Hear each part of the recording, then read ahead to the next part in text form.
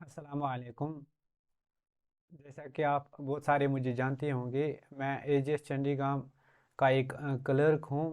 तो आज का जो ये वीडियो मैं जो बना रहा हूँ, तो ये मैं आपको यहाँ पे आपको दिखाऊंगा कि आप ऑनलाइन पेमेंट जो एक नया ऑप्शन हमने लिया है बैंक से, उससे आप अपनी पेमेंट कैसे कर सकते हो।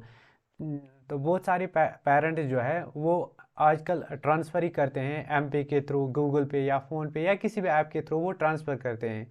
उसके बाद उनको वो उसका स्क्रीनशॉट उठाना पड़ता है और फिर क्लास टीचर को सेंड करना पड़ता है।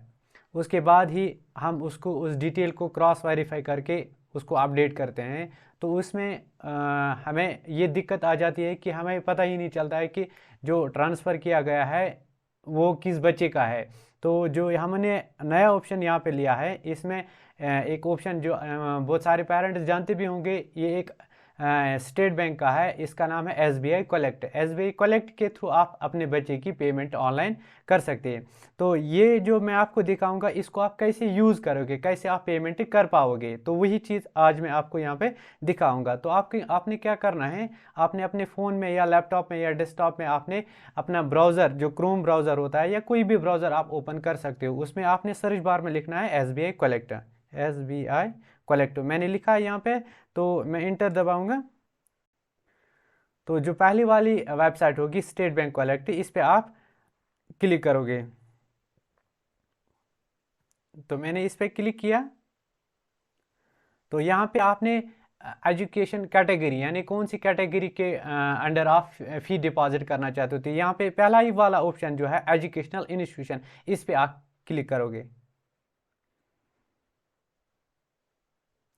उसके बाद आपको क्या करना है, आपने यहाँ पे इंस्टीट्यूशन का नाम यानी किस इंस्टीट्यूशन के रिलेटेड आप फ़ी डिपॉजिट करना चाहते हो, तो आपने एजीएस चंडीगढ़ का नाम डालना है। इसमें आप सिंपली यहाँ पे सर्च बार में टाइप कर सकते हो एजीएस। तो जो ही आप एजीएस टाइप करोगे, यहाँ पे आपके इंस्टीट्यूशन का नाम आ जाएगा यानी एजीएस चंडीगढ़। तो इस पर आप क्लिक करोगे। इस पर क्लिक करने के बाद ये एक फॉर्म खुल जाएगा, इसमें आपको बच्चे की डिटेल भरनी है। तो जो आप ऑनलाइन ट्रांसफ़र करते थे पहले एम पे के थ्रू किसी भी, उसमें आपको ये चीज़ें नहीं होती, उसमें सिर्फ आपका डेट आ जाता है हमारे पास और ट्रांजैक्शन आईडी या रेफरेंस नंबर आ जाता है हमारे पास। उससे हमें फिर क्रॉस वेरीफाई करके कि ये पेमेंट सही है या फेक है, तो उसके बाद ही हम अपने सिस्टम में उसको अपडेट करते हैं। तो यहाँ पे आपको क्या करना है, यहाँ पे आपको अपने बच्चे की डिटेल डालनी है। तो नेम ऑफ द स्टूडेंट, आपके बच्चे का नाम क्या है, मैं आपको यहाँ पे एग्जांपल के तौर पे एक डालता ही रहा हूँ। उसके बाद पेरेंट एज, फादर्स का नाम क्या होगा।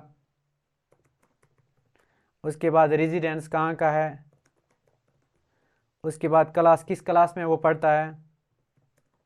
उसके बाद एडमिशन नंबर, अगर एडमिशन नंबर याद नहीं होगा तो आप यहाँ पे रोल नंबर भी टाइप कर सकते हो। तो मैं यहाँ पे रोल नंबर ही डाल देता हूँ। उसके बाद कॉन्टैक्ट नंबर, ये सही होना चाहिए। मैं यहाँ पे एग्जांपल डाल रहा हूँ, आपने सही ही डालना है यहाँ पे। उसके बाद टोटल फीस, टोटल फीस यहाँ पे इसका मतलब ये है कि आपको कितना डिपॉजिट करना है। वो आपको पता भी हो सकता है या नहीं भी पता हो सकता है, वो आप कंफर्म कर सकते हो हमारे पास कि मेरे बच्चे का कितना ड्यूज़ है। तो वो यहाँ पे आपको डालना है। मैं आपको एग्जाम्पल के तौर पर 100 लिखता हूँ। उसके बाद रिमार्क्स में आप कुछ भी लिख सकते हो जो आपको चाहिए। यहाँ पे एक और डिटेल आपको भरनी है, इंडिविजुअल। यहाँ पे इंडिविजुअल का मतलब है कि जो ये फॉर्म, जो ये पेमेंट अभी डिपॉजिट कर रहा है, यानी फॉर एग्जांपल पेरेंट ही करता होगा, तो पेरेंट का नाम यहाँ पे नीचे डालना है। नेम, उसका नाम क्या है। Date of birth, date of birth ज़रूरी नहीं है कि आप सही होनी चाहिए, लेकिन डालनी है कुछ डेट ऑफ बर्थ यहाँ पे डालनी है। मैं कुछ डाल देता हूँ यहाँ पे। ये सही जरूरी, अगर किसी को पता भी नहीं होगा तो वो यहाँ पे कुछ भी डेट ऑफ बर्थ डाल सकता है। उसके बाद मोबाइल नंबर, ये सही होना चाहिए, जिस पे आपको कंफर्मेशन एसएमएस भी मिल जाएगा जो आपका पेमेंट जब सक्सेसफुल हो जाएगा। उसके बाद ईमेल आईडी, ईमेल आईडी भी ये भी ऑप्शनल है। अगर आप डालते भी हो तो उससे ये फ़ायदा है कि आपको मेल पे भी उसका रिसेप्ट और कंफर्मेशन मिल जाएगा। उसके बाद आपने यहाँ पे टर्म्स एंड कंडीशंस को एक्सेप्ट करना है, यहाँ चेक बॉक्स पे क्लिक करके। उसके बाद कैप्चा डालना है।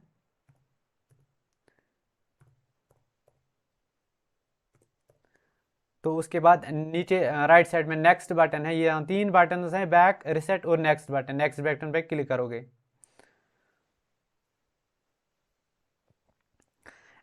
तो ये जो अगला पेज आ जाएगा, इसमें आपको यही डिटेल जो आपने पिछले पेज में भरी है, ये क्या ये सही है या गलत है, यानी नेम ऑफ स्टूडेंट सही है, parentage, residence, class, admission number में, रोल नंबर में, यहाँ पे मैंने रोल नंबर डाला है, आप भी डाल सकते हो रोल नंबर ही, कॉन्टैक्ट नंबर सही होना चाहिए, और कितना फीस आप डिपॉजिट कर रहे हो वो आपने यहाँ पे देखना है कि सही है या गलत है। उसके बाद नेक्स्ट पे क्लिक करोगे। नेक्स्ट पे क्लिक करने के बाद आपको पेमेंट ऑप्शन मिल जाएंगे कि किस माध्यम से आप पेमेंट करना चाहते हो, नेट बैंकिंग के थ्रू, क्रेडिट कार्ड के थ्रू, डेबिट कार्ड के थ्रू। यहाँ पे आपको ये भी दिखा रहा है कि आपको इन में से अगर आप कोई भी ऑप्शन सिलेक्ट करोगे उसमें आपको कितने चार्जेस मिल जाएंगे। लेकिन इसमें एक ऑप्शन ऐसा भी है जिसमें आपको चार्जेस भी नहीं देने पड़ेंगे। मैं यही रिकमेंड करूँगा आप इसी ऑप्शन का इस्तेमाल करोगे, वो है यूपीआई। जो लास्ट वाला ऑप्शन है यूपीआई पेमेंट है, इस पर जब आप क्लिक करोगे तो यहाँ पे आपको दो तरीकों से आप पेमेंट कर सकते हो। यूपीआई पे क्लिक करने के बाद दो तरीकों से आप पेमेंट कर सकते हो। एक होता है वीपीए यानी वर्चुअल पेमेंट एड्रेस।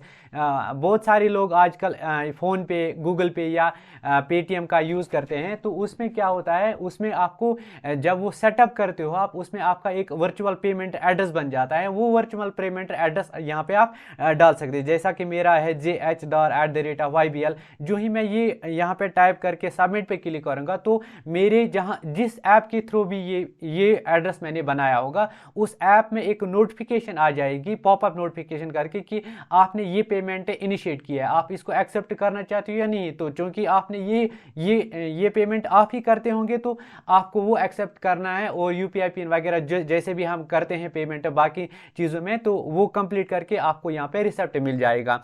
इसके अलावा क्यूआर कोड का भी ऑप्शन यहाँ पे, जो ही आप क्यूआर कोड पे क्लिक करोगे यहाँ पे एक क्यूआर कोड जनरेट हो जाएगा उतने ही पेमेंट का। जैसे आपने 100 का डाला है, 100 रुपीज़ का ही क्यूआर कोड जनरेट हो जाएगा। 600 डाला है, उतना ही क्यूआर कोड जनरेट हो जाएगा। तो बाकी प्रोसेस आपको पता है कि जब आप किसी भी शॉप पे जाते हो तो वहाँ पे क्यूआर कोड स्कैन करते हो तो वो पेमेंट, उसके बाद आपको क्या क्या ऑप्शन मिल जाते हैं, यूपीआई पिन डालने के बाद आपकी पेमेंट सक्सेसफुल हो जाती है। वैसा ही यहाँ पे भी करना है। तो जो ही ये सक्सेसफुल हो जाएगा अपने ऐप के थ्रू, अपने फ़ोन में ऐप के एंड पे वो सक्सेसफुल हो जाएगा, यहाँ पे भी ये सक्सेसफुल हो जाएगा और आपको एक पेमेंट रिसिप्ट मिल जाएगा। उसको आप डाउनलोड करके उसको आप प्रिंट आउट निकाल के अपने पास रख सकते हो। फिर आपको स्कूल में आने की ज़रूरत नहीं है, हमारे पास इसकी डिटेल ऑटोमेटिकली आ जाएगी।